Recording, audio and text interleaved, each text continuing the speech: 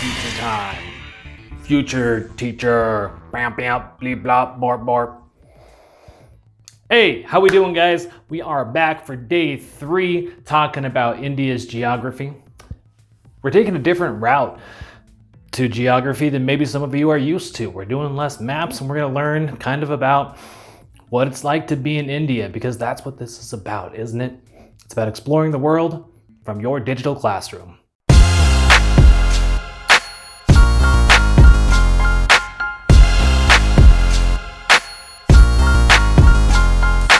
Here we go. Let's talk about food. Now, as we've learned in the past, guys, there are almost 1.5 billion people living in India.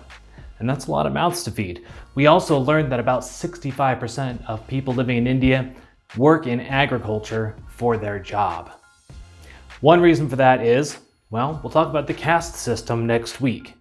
If your parents were in agriculture, you are very likely going to be in agriculture as well. So it's traditional. On top of that, well, they have a different way of doing agriculture. Here in the United States, we are really big into what's called factory farming. Large scale, corporate farms growing tons and tons of food. Getting the science down to where the fertilizer has the most specific nutrients that you need for the different plants. In India, it's still a more traditional form of farming. Smaller family farms, feeding yourself and maybe part of your community. So they don't export a lot of their food like we do.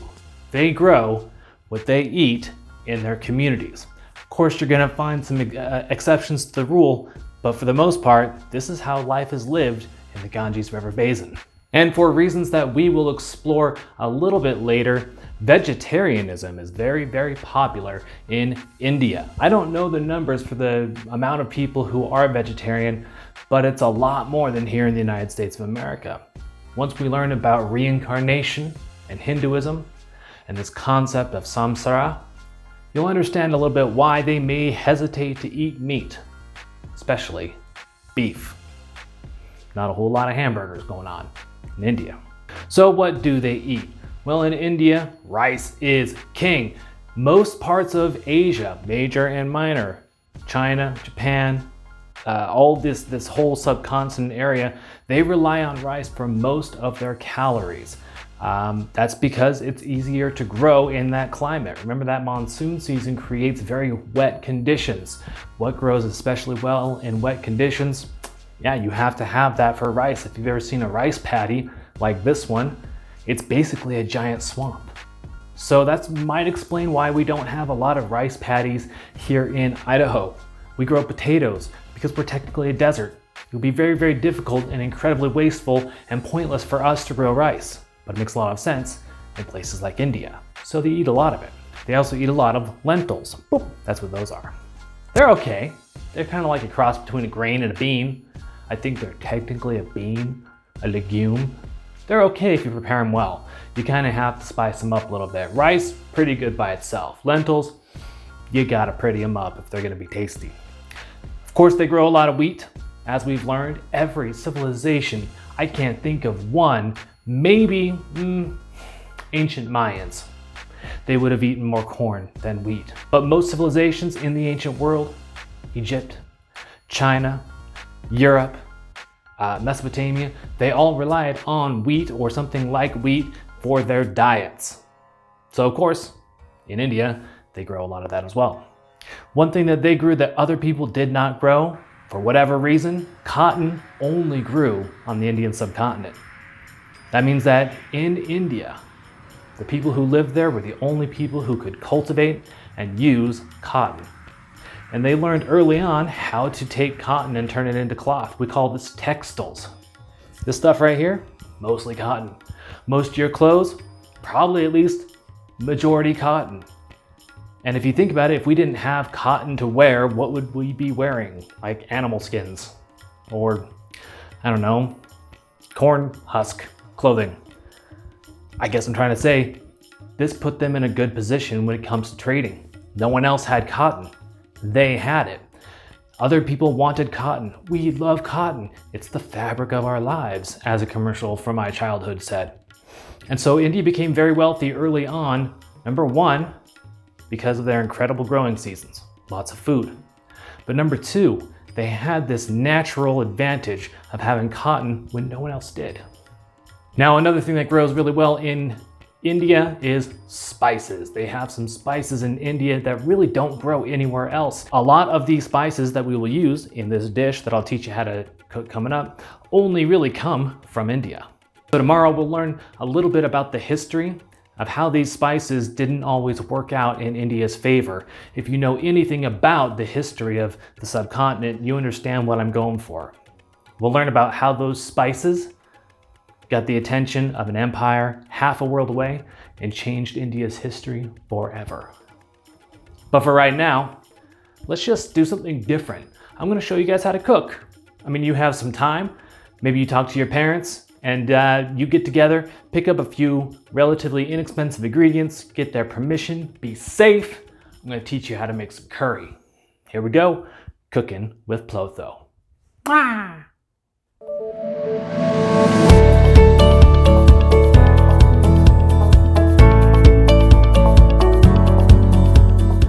Alright guys, so I'm going to show you how to make a really basic Indian dish called curry.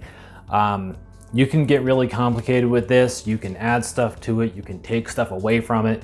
Curry itself, the word really doesn't mean a whole lot. It's like a style of cooking.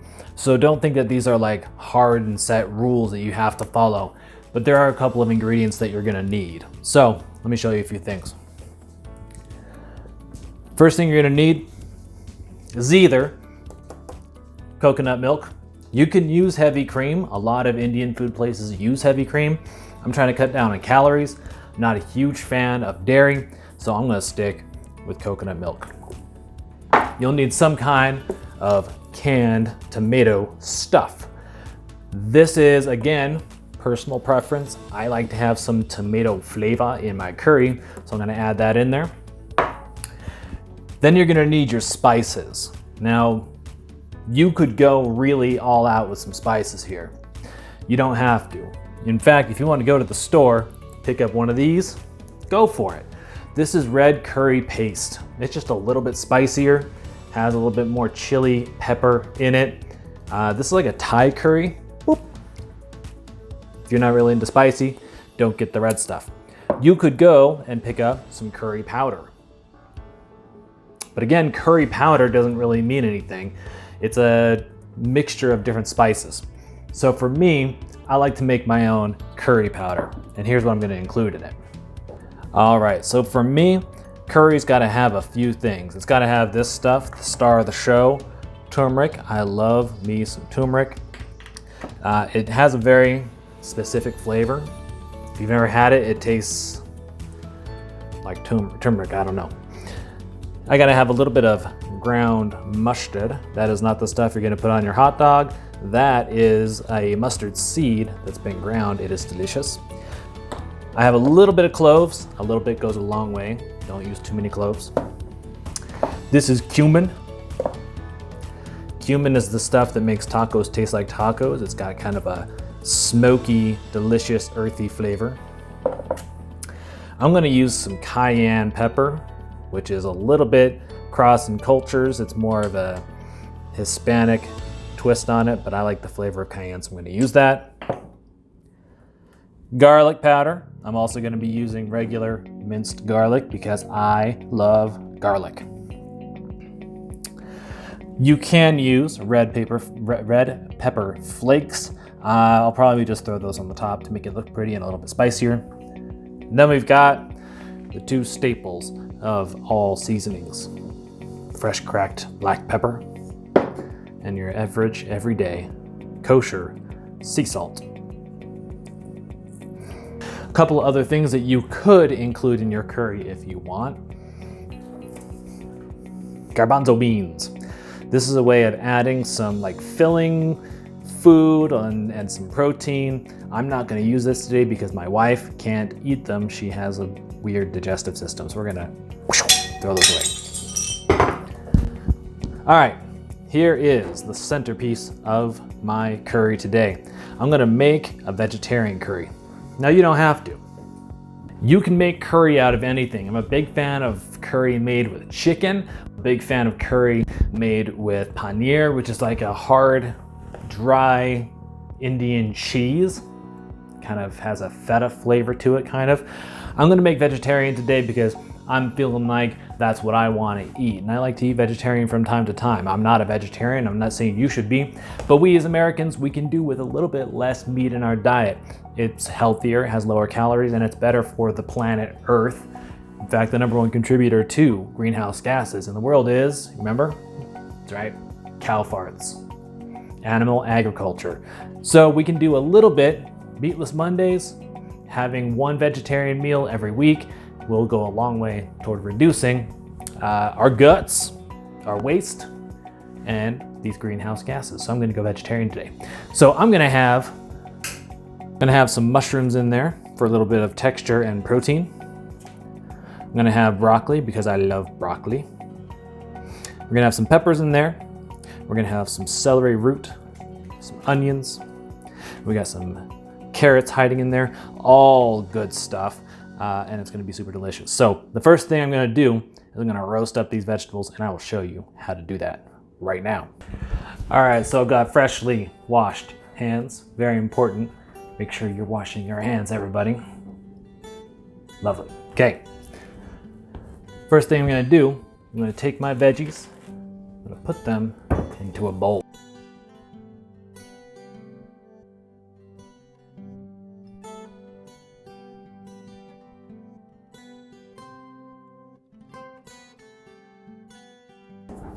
And here comes Izzy. Whenever I'm cooking, she comes around looking for what she gets out of this. Izzy, do you want some peas? You want some peas? She loves them. All right, so here we go. Our veggies are sorted. Got them into a bowl. I'm gonna add just a little bit of extra virgin olive oil in there. That's gonna help us get things nice and crispy. Take just a little bit of that table salt.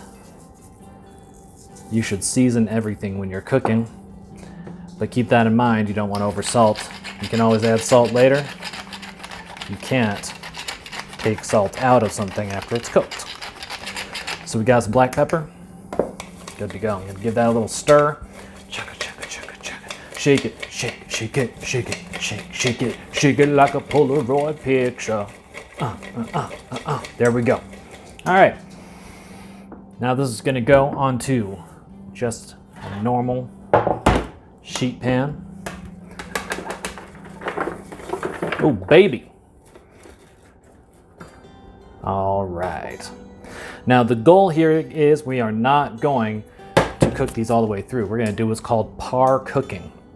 Meaning we're gonna cook them mostly, but what we're really looking for is caramelization. And caramelization is this.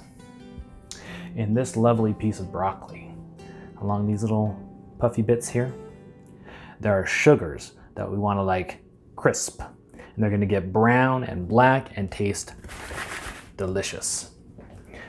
All right, so we have our oven preheating to 400 degrees. This is only going to cook for like 15, maybe minutes, probably more like 10. So while we wait for that to preheat, I'm gonna go play Final Fantasy VII and I will be right back. All right, so our oven is preheated to 400 degrees. Our veggies are ready to get roasty. And I'm ready to get cooking. Here we go. Now again, the reason I'm putting those in there is so they get nice and toasted on the outside. We could just cook them in the curry if we wanted to, but it's not gonna have the kind of texture I like. Anyway, all right, so I like to get everything ready ahead of time to make sure I'm ready to roll. So what we need ahead of time, we need that coconut milk or cream if you're into that kind of thing, your preferred version of tomatoes if you like those, and this is basmati rice. I'm gonna use basmati rice. I'm gonna rinse it under a tap for about 30 seconds using a strainer, and then it's gonna get all the extra stuff on the outside, make it nice and fluffy, and then I'm gonna cook it in my pressure cooker so it cooks really fast. Basmati rice. All right, now the first thing I wanna do is make my curry. So again, you can just use curry powder you can buy in the store. Nothing wrong with that. Me, I like to mix it up a little bit because I like it spicy and I like it turmericy. So for the amount of people I'm feeding, that's about how much I'm gonna be using. It's not a whole ton.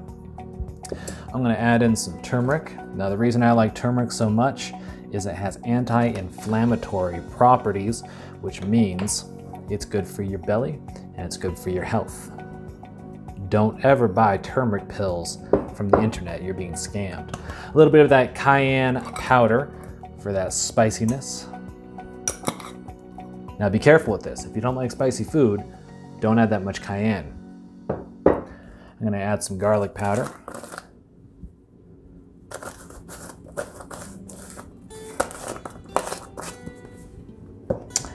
And I'm gonna add some cumin. Again, cumin is kind of smoky. It kind of smells a little earthy, like dirt, and it's stuff that you put in tacos to make tacos taste like tacos. So I'm gonna use some turmeric in there as well. I'm gonna add in some fresh cracked black pepper. I'm gonna add some salt in there. Remember to season everything. And again, be a little careful with how much salt you're adding. You can always add more salt later, but you can't take salt away. So, where am I? Here we go. I'm gonna mix that together, and this is gonna make what's called a masala. In fact, what we are cooking is more described as a garam masala more than a curry. That mixture of stuff in there is what makes it a masala. Smell it. Oh, that smells good. I wish you could smell this. If I could send smells through the internet, I'd be really hungry about now. All right, masala's made. I'm gonna back everything away here. I'm gonna go ahead and open up my coconut milk.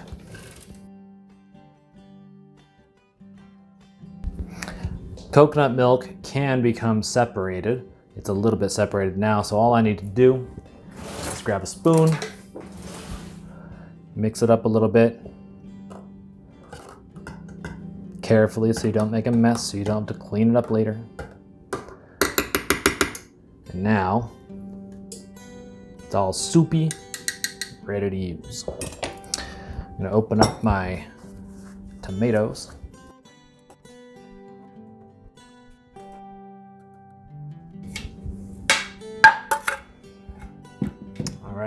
Crushed tomatoes, ready to go. Ready to go. Really quickly, let's talk about coconut oil. I'm gonna use coconut oil for the base of my curry, and that's because it's just a little bit healthier than your average oil, and I think it tastes better. Some people don't think there's a difference in taste between oils, but I do, so I'm gonna use this stuff. Organic coconut oil. Yumma dum dums. All right, I gotta wait for those veggies to get done, and then I'll come back and show you how to start your curry sauce. All right, so one trick of really delicious curry is we need to bloom the spices. So how we do that is we're gonna get our big old pot here, big enough for not just the sauce, but also the veggies. We are going to not put it totally on high, maybe about 8 will be just fine. Then we are gonna wait for this pot to get nice and hot so we can fry up some spices. All right, after a few minutes, this gets nice and toasty. Again, be really, really careful here that you don't burn yourself. Only grab it by the proper places on the sides here. My wife just got home. We're gonna grab that coconut oil. My dog is gonna say hello to my wife. We're gonna get a good, nice heaping spoonful of that coconut oil. Get it into the pot there. This comes out solid and will quickly liquefy. Okay, then we're gonna do a couple things. First thing we're gonna do, ginger. Ginger is delicious and very good for you. So we're gonna very carefully put this on the tip of our wooden spoon here. I like a lot of ginger. Get that into our hot pot.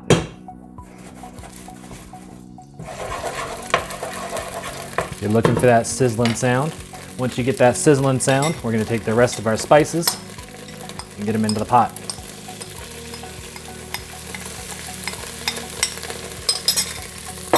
I'm gonna get some garlic, because I love me some garlic. My wife loves her some garlic. Nice heaping spoonful of garlic there, maybe 2. And then we just want to cook those spices in that oil. And you're gonna see really quickly, guys. See how quickly it just absorbs all that oil. You may have to add a little bit more, which is what I'm about to do. This is, again, not super necessary. I just think it makes it taste a lot better. So I'm gonna cook those spices together with some coconut oil until they brown up. You're gonna smell them as they start to cook. It's gonna smell awesome. Hi, wife.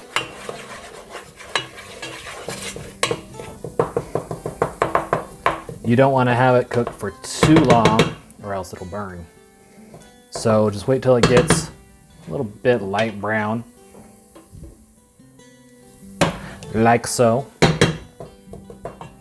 I'll give it a few more seconds. All right, now that our spices are nice and browned, I'm gonna again grab my towel so I don't burn myself. Grab those delicious roasted veggies, get them into the pot carefully. Uh-oh, man, overboard.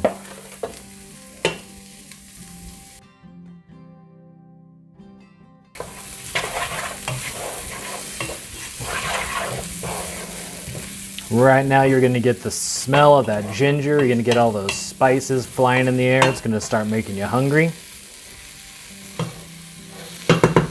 And again, if you use meat, that's when you'd add it here as well. Get your meat cooking together. I'm gonna take a little bit of this tomato sauce. You don't have to add too much. It's not a marinara sauce. I don't know, maybe a cup. And then here comes the star of the show, coconut milk. Boom! Boom! I think that's trademark infringement. All right, we're gonna stir that all together. We're gonna bring the heat up to a boil all the way up. Look at that, kind of comes together into that kind of golden, creamy texture. It looks delicious and it's only gonna look better. And now it's a matter of heat and time. I'm gonna let that come to a boil. Then I'm gonna turn it down to a simmer. A boil is when it's going blah, blah, blah, blah, blah, blah, and a simmer is it's going la, la, la, la, la. So we wanna get to a boil, bring it down to a la, la, la. And then the longer you let it cook, the more delicious it is. I'm gonna let this cook for about half an hour. But the good thing about Indian food, it's even better the next day. It's like pizza. Leftovers are better than the original thing. So I made a lot so we can have leftovers for lunch tomorrow. Okay, we'll come back after this simmers for about half an hour. We'll put it all together. All right, so we've been simmering for about half an hour. It looks like we are looking pretty gosh darn good. So we're gonna go ahead and serve this thing up.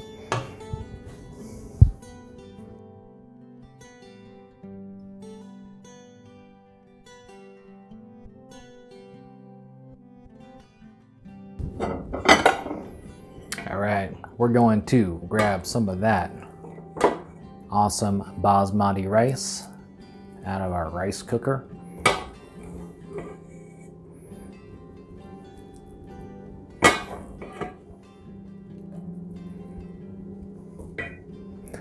Now we're going to take just a big old serving spoon, serve that right on top with all those awesome veggies or whatever you decide to put into your curry right on top there. Now this is going to be sauce heavy, so make sure that you've got a kind of concave plate going on here. And there you go. Your first curry. Your parents will come home and you'll say, "Hey guys, I cooked for you and I made Indian food and it's vegetarian and delicious." They'll be so excited. So there you go. Very, very simple. Few ingredients. You don't have to get as complicated as I did. You don't even have to go vegetarian. I'm gonna go eat this thing now.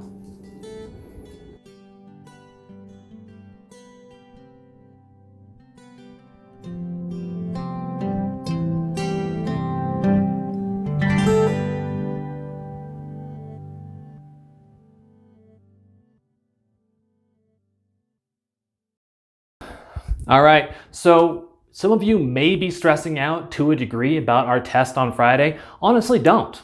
Stop worrying, stop stressing. Can I just tell you, I'm gonna be testing you.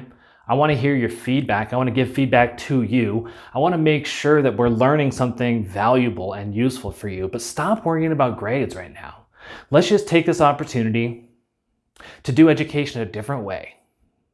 To stop making grades a reward for good behavior or doing the right thing. Let's make education valuable for education's sake. And that might sound weird. And you're like, "Well, I have to go to school. I have to get good grades. My mom and dad will yell at me." Let's just try this out. Try out this experiment in learning where instead of learning to get a good grade, you learn because your brain likes it. And again, if you find something that you find fascinating, if something interests you and you want to learn more about it or you want to explore it, let's do it. That's what school should be. So get in contact with me. We'll have some message boards going very, very shortly, and we will direct our lessons to pique your interest and keep your brains working.